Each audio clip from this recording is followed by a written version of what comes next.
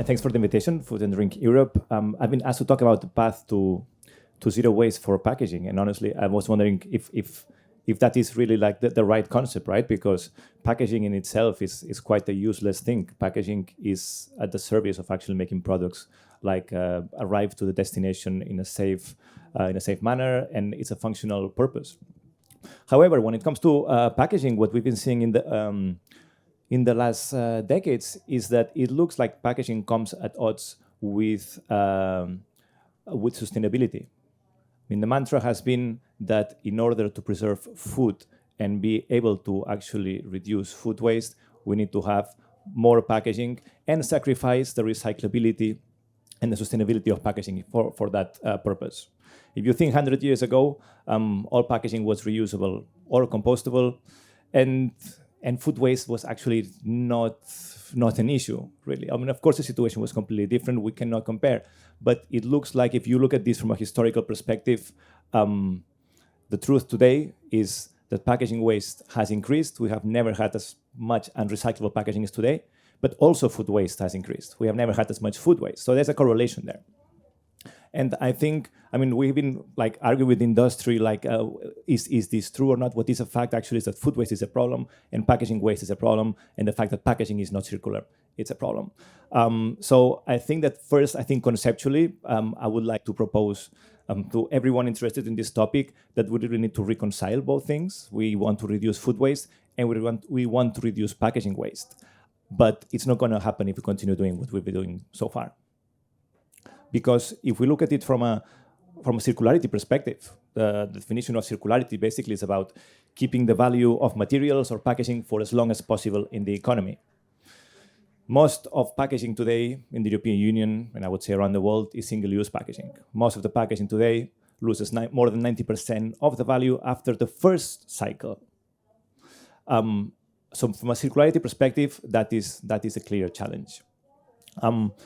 And also, even if it's recyclable, if you take actually the most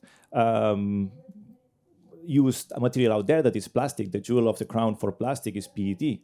PET bottles, which is basically the most recyclable plastic, gets collected at a 60% rate in the European Union.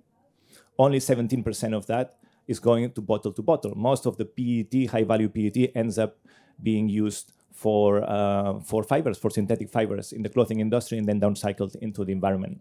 That is clearly not sustainable, but also if you look at other materials such as aluminum, which is very recyclable, but finding can-to-can recycling in Europe today is still quite rare. And I think it's problematic because what we're seeing is that even if we would make it recyclable, even if we would collect it at, say, 60, 70, 80% collection rates, which is partly the direction that the European policies are putting there, after a few cycles, there's nothing left.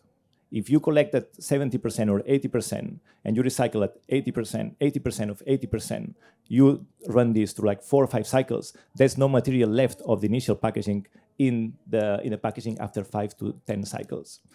So here we have an issue. And I think that's, for me, the core of the problem. If we want to look at circularity of packaging, how do you preserve the value of materials?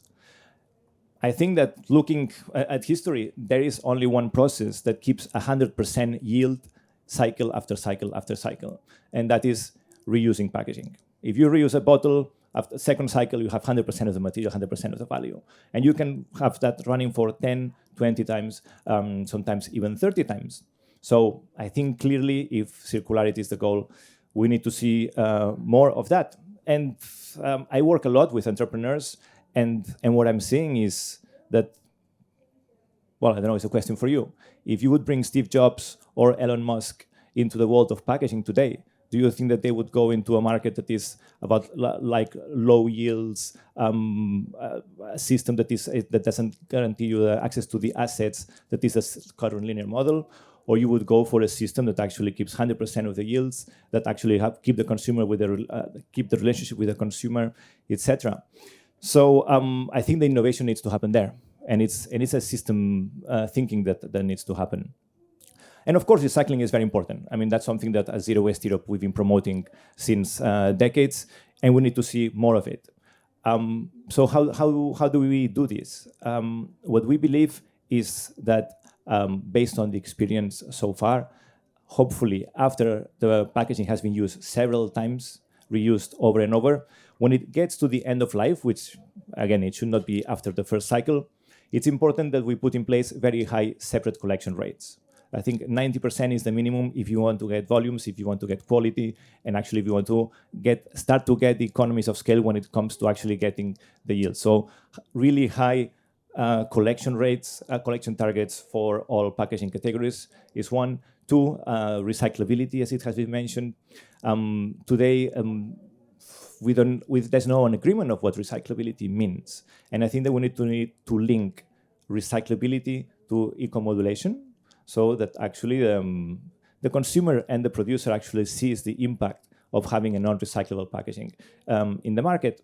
And I think that EPR needs to also be rethought from a perspective that actually is not only cost coverage that we're looking here. It's not only that the producer should take care of the collection and the treatment of the packaging. I think we should link this waste operation to actually investing into infrastructure for prevention and reuse. And a third point, very important, I think, is recycled content.